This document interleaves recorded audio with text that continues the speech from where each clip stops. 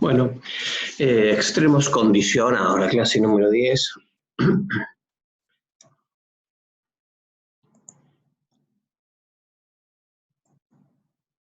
Bueno, ¿qué es lo que es extremos condicionados? Consiste en determinar los extremos de una función de varias variables sujetos a alguna condición que es restrictiva del dominio, ¿no?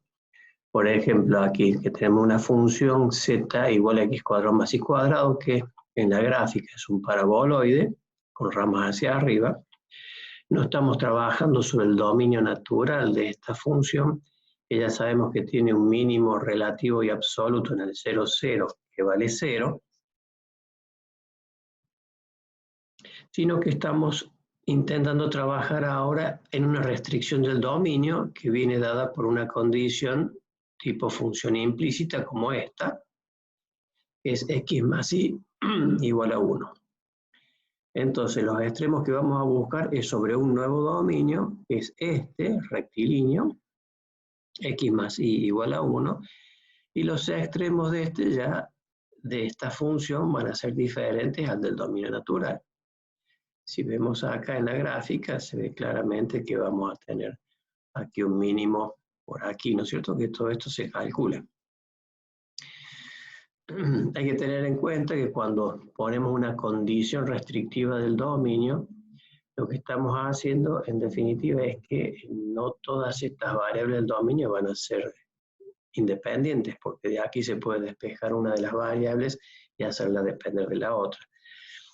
Por lo tanto, no todas las variables van a ser independientes. Y la otra cuestión a tener en cuenta de que los puntos de esta recta terminan siendo considerados como puntos fronteras, porque, bueno, en el dominio XY, normalmente se trata de un dominio plano, ¿no es cierto? Que puede estar restringido o no, pero normalmente suele ser un dominio plano con un borde a lo sumo. Bueno, el borde es una línea y esa línea se llama frontera. En este caso, nuestro dominio es simplemente una línea, es decir, estamos hablando como en el caso que nombre de puntos frontera, es decir, no tenemos puntos interiores aquí.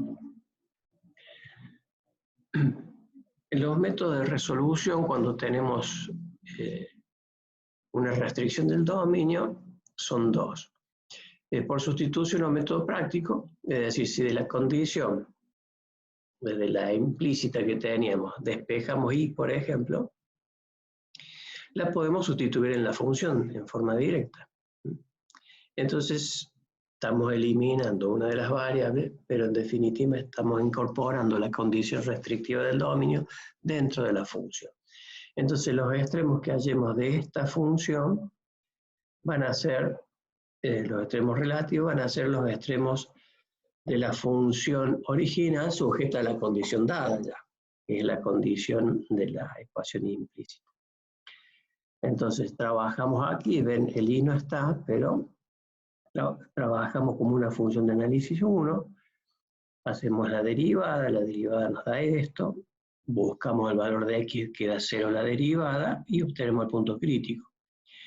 Una vez obtenida la derivada primera y obtenido el punto crítico, podemos calcular la derivada segunda para discriminar qué tenemos en el punto. Bueno, tenemos, al ser mayor que 0 la derivada segunda, tenemos un mínimo relativo, y después evaluamos acá y obtenemos el valor de z. Pero no debemos olvidarnos de que también está el valor de y. El valor de y se lo puede encontrar sustituyendo el x encontrado, que es el punto crítico, en la ecuación de sustitución. Es decir, siempre hay que volver a la ecuación de sustitución para hallar el valor que nos falta, ¿no? Entonces podemos decir que la función sujeta a la condición dada tiene en xy un medio, un mínimo, cuyo valor es z de un medio igual a un medio. Si tengo una función ya de una variable más, de f de x y z, sujeta a una condición restrictiva del dominio, es decir, acá tenemos ecuación implícita, pero que involucra todos los elementos del dominio, va a pasar lo mismo que pasaba antes, es decir, acá, al tener una condición implícita, ya no vamos a tener un dominio espacial, es decir, sólido, un dominio de región sólida, con contenido de volumen, llamémosle, sino que esto, si pudiésemos despejar una de las variables, por ejemplo el z o la g de aquí, es una superficie, terminaría siendo como la cáscara de un volumen, ¿no es cierto? O bueno, en definitiva, una superficie, es decir, que también estamos hablando de puntos frontera, ¿no? Del espacio y la superficie, ningún punto es punto interior, sino que son puntos frontera. Bueno, y se puede despejar de la condición restrictiva del dominio una de las variables, por ejemplo el z, podemos hacer lo mismo que hicimos antes, es decir, reemplazar esa variable en la función directamente. Eso significa que estamos incorporando la condición dentro de la función, eliminamos una variable y nos quedaría una función de dos variables ahora, cuyos extremos relativos, que ya sabemos calcular, de una función de dos variables, terminarían siendo los extremos de la función sujeta a la condición restrictiva dada.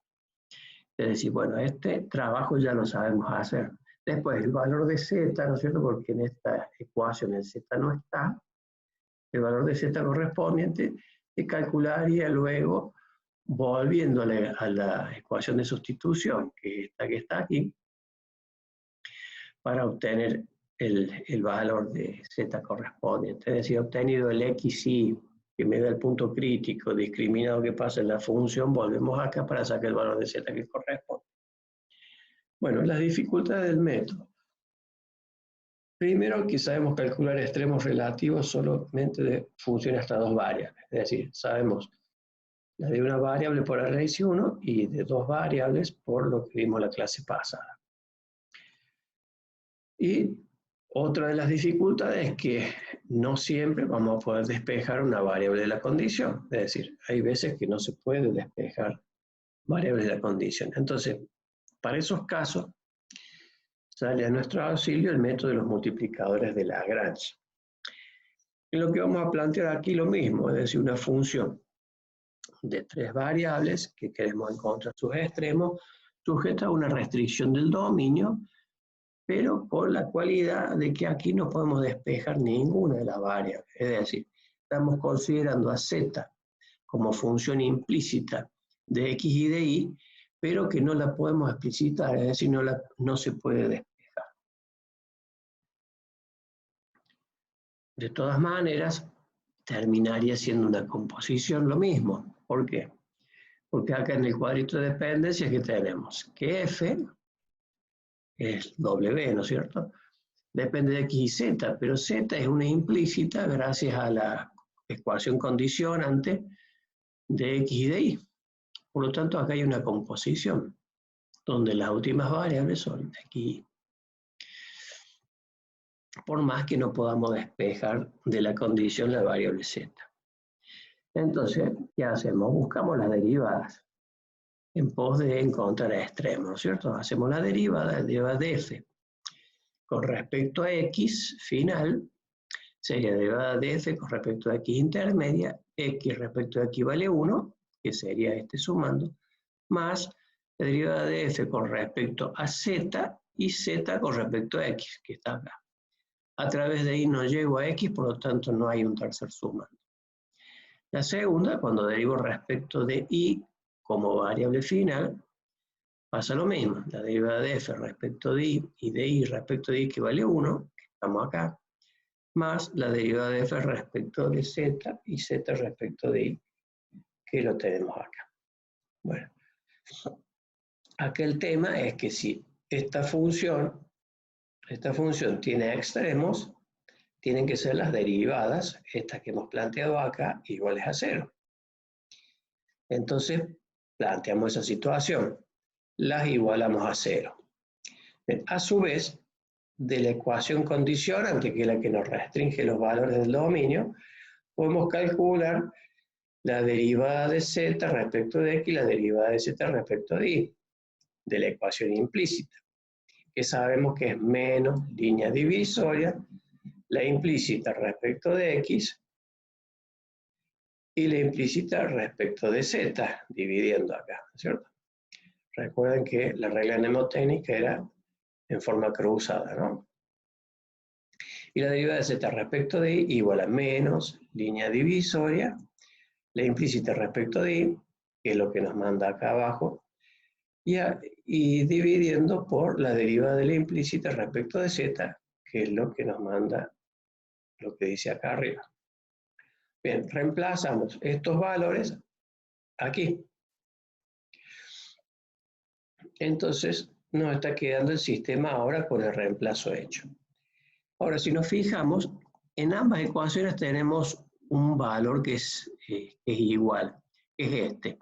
La derivada de f respecto de z con el menos y la derivada de la implícita respecto de z acá abajo dividiendo. ¿Ve? Acá también pasa lo mismo en la segunda ecuación. Entonces eso es lo que llamamos lambda, con el signo menos y las dos derivadas, ¿no? Esta relación de derivadas. Eso llamamos lambda. Entonces con esta ecuación y del mismo lambda, y con la condición podemos armar un sistemita de 4 ecuaciones, que en definitiva es con 4 incógnitas, por eso necesitamos armar un sistema de 4 ecuaciones, porque acá tenemos, esta es la primera ecuación que vimos, la segunda ecuación que vimos, esta la sacamos de la definición del lambda. Si se fijan, la definición del lambda, si pasamos la derivada de g respecto a z multiplicando al lambda, y esta derivada que está negativa la pasamos sumando al primer miembro, en el segundo miembro nos queda 0, y en el primer miembro nos queda la tercera ecuación, que es la derivada de f respecto a z más lambda derivada de g respecto a z, que tiene una similaridad con respecto a las otras, nada más que con variable z. Y la cuarta ecuación es la condición igualada a 0, es decir, la ecuación implícita restrictiva del dominio igualada a 0. Es decir, que si en un ejercicio nos dan la condición restrictiva igual a, por ejemplo, 10 o cualquier otra constante, la constante la paso al primer miembro para que nos quede la igualada a 0. Entonces tenemos un sistema de 4 ecuaciones con 4 incógnitas, x y z, y la variable auxiliar llamada multiplicador de Lagrange, que es lambda. Entonces, por eso necesitábamos las 4 ecuaciones. Resolver el sistema es encontrar los puntos críticos. Es decir, hallar los x, y, z y lambda que hacen 0 esta ecuación. Estas ecuaciones en forma simultánea es la condición necesaria, el encontrar puntos críticos. Ahora, para discriminar si tenemos extremos y cuál corresponde a un máximo o mínimo, hay que hacer un estudio de la naturaleza del problema. No tenemos una forma de discriminar con un procedimiento matemático, sino aquí esto nos sirve para calcular puntos críticos y luego, estudiando el problema, tenemos que definir si en tal punto crítico o en tal otro punto crítico qué es lo que hay. Ahora, hay una función que es la función auxiliar de Lagrange, que es esta que hemos escrito aquí, que la definió Lagrange, que casualmente derivando esta función auxiliar nos da el sistema que hemos creado en forma anteriormente. Fíjense que se forma así, es decir, f de x y z y la variable auxiliar lambda igual a la función que queremos hallar los extremos más lambda por la condición igualada a 0, la implícita igualada a 0. Fíjense que corresponde, es decir, hacemos la derivada de f respecto de x, que nos va a dar derivada de f chica respecto de x, que es ese número, más lambda, que es una constante, por la derivada de g respecto de x. Lo mismo con respecto a y, la derivada de f chica con respecto a y, que es esta, más lambda, la derivada de g con respecto a y. Lo mismo con z. Y cuando llegamos a derivar respecto de lambda, ¿qué va a pasar? F chica para nosotros va a ser una constante porque derivo lambda, más la derivada de lambda que es 1, nos estaría quedando la ecuación condicionante, igual a 0. Entonces, esto es lo que se plantea en un ejercicio práctico, la función auxiliar de Lagrange. De allí se arma el sistema y después se calculan o se obtienen los puntos críticos. Ahora, el método es de los multiplicadores de Lagrange. Ese plural tiene que ver con que puede haber problemas con más de una ecuación condicionante. Por ejemplo, esta, que hemos puesto la misma función W, pero con dos condiciones ahora. Una G1 igual a 0 y una G2 igual a 0. Entonces la función auxiliar de Lagrange va a ser esta, f de x y z, lambda 1, lambda 2. Ahora tenemos dos variables auxiliares, lambda 1 y lambda 2. Igual a f chica de x y z más lambda 1 por la condición 1 más lambda 2 por la condición restrictiva del dominio 2. Bien. Los puntos críticos de este problema se van a conseguir a través del sistema este que tenemos acá, derivando respecto de x, de y, de z, de lambda 1 y lambda 2, que son las dos condiciones, derivadas que sacamos de la función auxiliar que acabamos de armar. De allí se calculan esos puntos críticos y después definimos qué hay en cada punto crítico. Y generalizando, bueno, si tenemos una función w de n variables independientes con m ecuaciones condicionantes, siempre y cuando m, que es la cantidad de ecuaciones implícitas condicionantes del dominio, tiene que ser menor a la cantidad de variables. Por eso esta imposición acá, m menor que n. Entonces acá tendríamos el sistemita de todas las ecuaciones condicionantes, las m ecuaciones condicionantes, y podríamos armar ahora la función auxiliar de Lagrange, que en forma compacta sería esta, es decir, f de x1, x2, xn, lambda 1, lambda 2, lambda m, igual a la función de n variables más esta sumatoria que son m sumandos, donde tendremos lambda 1 por G1, más lambda 2 por G2, más lambda m por Gm, ¿no es cierto? Bien. Después se arma el sistema con las derivadas de esta función y se calculan los puntos críticos y después se define qué hay en cada punto crítico. Bueno, este sería lo más general que hay, ¿no es cierto? Bien, la ventaja del método. Sirve para el cálculo de extremos condicionados de funciones de cualquier número de variables. Esa es la ventaja. Y la desventaja es que no permite discriminar la naturaleza de los puntos críticos, sino que hay que hacer un estudio más concienzudo del problema en sí para lograr esa determinación. Un ejemplo. Calcule la distancia más corta desde el punto 2, 1, menos 1 al plano, a este plano, x más y menos z igual a 1. Bueno, acá en el planteo, ¿qué hacemos? Ustedes verán que ponemos distancia al cuadrado. Bueno, esto surge de la práctica, ¿no es cierto? Es decir, buscar el mínimo de la distancia es lo mismo que buscar el mínimo de la distancia al cuadrado. Si bien distancia y distancia al cuadrado no es lo mismo, esto permite simplificar los cálculos para no llevar la raíz, sino acá tendría que ser d igual a raíz cuadrada de todo esto. Entonces, intervendría la raíz en todas las derivadas. Entonces lo que se hace es trabajar con la distancia al cuadrado y después, por supuesto, se llega a la distancia a d en forma posterior, ¿no es cierto? Esto es solamente para simplificar cálculo. Entonces, ¿cómo armamos la función? Bueno, distancia al cuadrado igual a x menos 2, que es el primer elemento del punto, al cuadrado más y menos 1, que es el segundo elemento del punto, más z más 1, que acá z menos 1 nos queda más 1 al cuadrado. Esta sería la distancia de un punto X y Z al punto este, ¿cierto?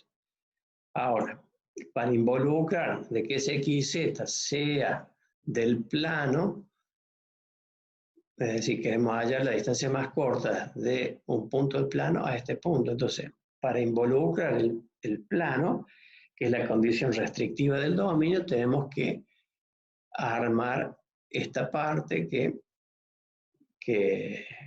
incorporarla a través de la función auxiliar de Lagrange. Entonces quedaría armadita la función distancia al cuadrado más lambda por g, esta sería la g, igualada a 0. Por eso pasamos el 1 al primer miembro. Bueno, acá hicimos las derivadas. Tenemos 4 incógnitas. La auxiliar no nos interesa, salvo que como intermediaria para calcular la x y z, ¿no es cierto? Bueno, hallamos las derivadas. Acá lo que hice es despejar el lambda. Entonces, al despejar el lambda nos permite igualar de a dos ecuaciones, ¿cierto? Acá igualé la 1 con la 2. Y bueno, de acá me salió una relación entre x e y. Cuando iguale la 2 con la 3, me salió la relación entre z e y. Hallada la relación entre las variables, me fui a la ecuación cuarta y obtengo un valor. El valor de y, me dio un valor de y, puse todo en función de y, me dio 0. Entonces, a partir de acá puedo sacar los valores de las otras. Z es 0, x e y, entonces el punto crítico es 1, 0, 0. Cuando voy a la distancia, lo reemplazo. Me da 3. Pero no busco distancia al cuadrado, busco distancia. Entonces le saco la raíz cuadrada y bueno, la distancia mínima va a ser raíz cuadrada. ¿Cómo sé que es mínima? Bueno, porque la distancia máxima a un punto del plano no existe, ¿no es cierto? La distancia máxima es hacia el infinito. Por lo tanto, el punto crítico que está acá solamente me puede haber dado un punto de distancia mínima. Y si no, lo que se puede hacer es buscar algunos otros puntitos y nos vamos a evaluarlos acá y nos vamos a dar cuenta que testeando con algunos puntos nos dan todos mayores que este. Bueno, extremos absolutos. Bueno, nos basamos para saber si tenemos los dos extremos absolutos, es decir, un máximo o un mínimo, nos basamos en el teorema del valor extremo. Si f de x es continuo en un conjunto cerrado y acotado de, dentro de R2, entonces f alcanza su valor máximo absoluto y mínimo absoluto. Es decir, la condición es que D sea cerrado y acotado y que la otra condición es que f sea continua. Entonces, con esas dos condiciones, sé que existe extremo máximo absoluto y extremo mínimo absoluto. Acá el procedimiento lo vemos a través de cómo calcularlo, lo vemos a través de un ejemplo. Es decir, hallar los extremos absolutos de f de xy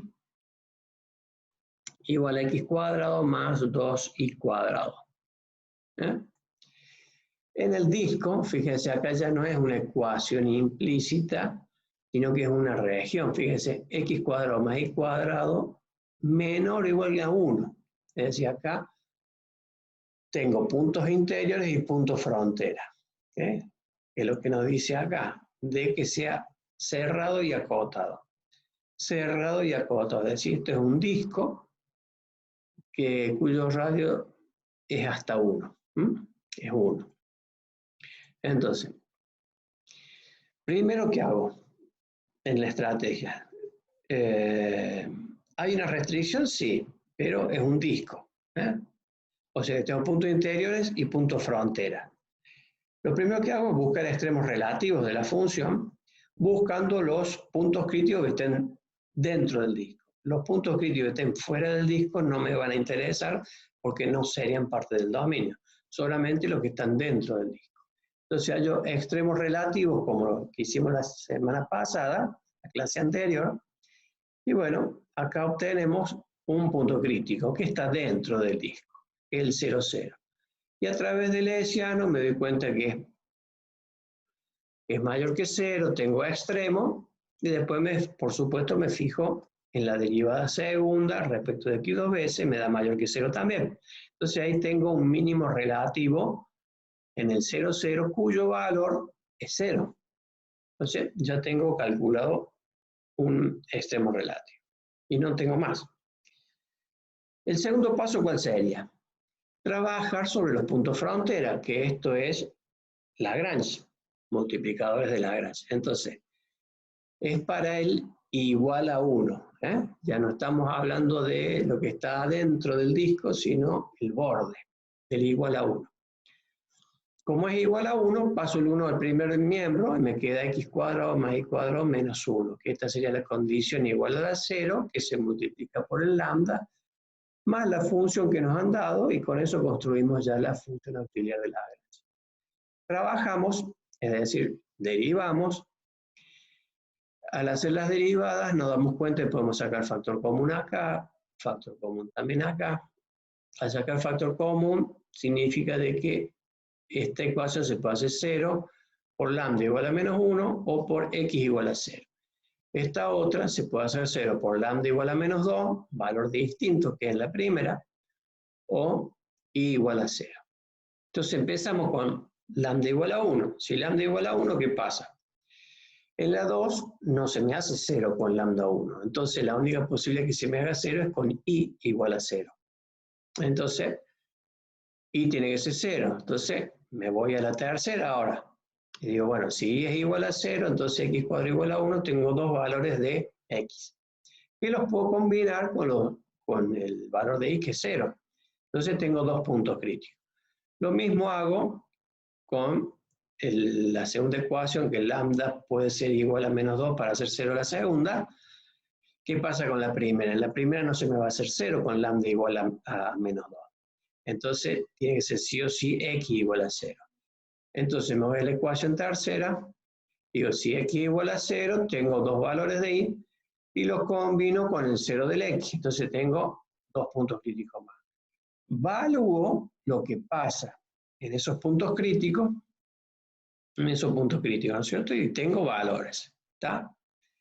Bien, obviamente acá en la frontera voy a tener dos valores mínimos en 1, es decir, en 2 puntos tengo un valor mínimo que es en 1, en la frontera, ¿no?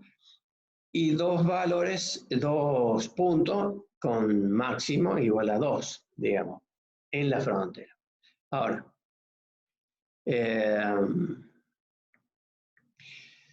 tercer paso, ¿qué se hace? Se comparan los valores obtenidos, es decir, de todos los puntos críticos obtenidos y los valores obtenidos en esos puntos críticos, comparamos. Y el valor más chico de z va a ser el mínimo absoluto en ese dominio restringido, en ese disco, y el valor mayor va a ser el máximo. Entonces, podemos decir que la función en el dominio dado tiene un mínimo absoluto en el 0, 0, que es igual a 0, porque es el más chico. Estos otros dos que están en la frontera, que valen 1, quedan descartados porque no es el más chico. Y un máximo absoluto en 2 puntos, en el 0, 1 y en el 0, menos 1, donde z es igual a 2. Que es el máximo que toma en esa región. Y esto, si se quiere, se puede verificar con algunos otros puntos y nos vamos a dar cuenta que cualquier otro punto que uno decida tomar dentro de la región o en la frontera, dan valores intermedios entre 0 y 2. Bueno, hasta aquí el tema. Entonces espero que les sirva.